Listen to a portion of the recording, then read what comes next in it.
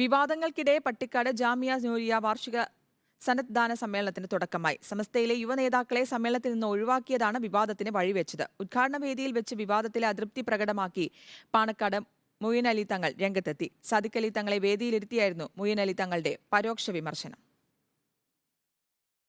ജാമിയ നൂരിയയുടെ 5 ദിവസം നീണ്ടു നിൽക്കുന്ന 61ാം വാർഷിക 59ാം സനദ്ദാന സമ്മേളനത്തിനാണ് തുടക്കമായത്. പാണക്കാട് സാദിഖ് അലി ശിഹാബ് തങ്ങൾ പതാക ഉയർത്തി.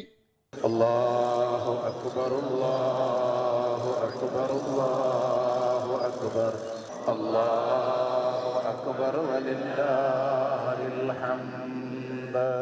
SYS നേതാവ് ഹമീദ് ഫൈസി അമ്പലക്കടവ്, SKSSF നേതാക്കളായ സത്താർ പന്തല്ലൂർ, റഷീദ് ഫൈസി വെള്ളായിക്കോട് തുടങ്ങി സമസ്തയുടെ വിവിധ യുവജന നേതാക്കളെ മാറ്റി നിർത്തിയാണ് സമ്മേളനം.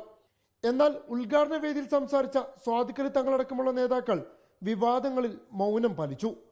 പക്ഷേ സാദിഖ് അലി തങ്ങളെയും PK കുഞ്ഞാലിക്കുട്ടി അടക്കമുള്ള ലീഗ് നേതാക്കളെയും സമസ്ത ജനറൽ സെക്രട്ടറി K ആലക്കുട്ടി മുസ്ലിയാർ ഉൾപ്പെടെയുള്ള സമസ്ത നേതാക്കളെയും സാക്ഷിയാക്കിയായിരുന്നു മുഈൻ അലി തങ്ങളുടെ പരോക്ഷ വിമർശനം.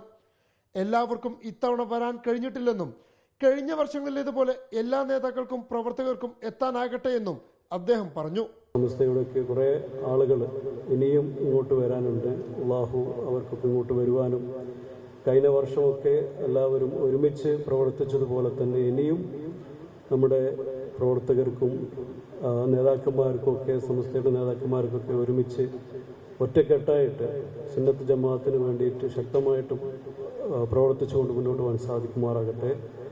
അതേസമയം യുവ നേതാക്കളെ ഒഴിവാക്കിയതിൽ പോഷക സംഘടനകളുടെയും ജാമ്യ പൂർവ്വ വിദ്യാർത്ഥി സംഘടനയായ ഓസ്ഫോജിനുടെയും പ്രാദേശിക ഘടകങ്ങൾ പ്രതിഷേധം തുടരുകയാണ്.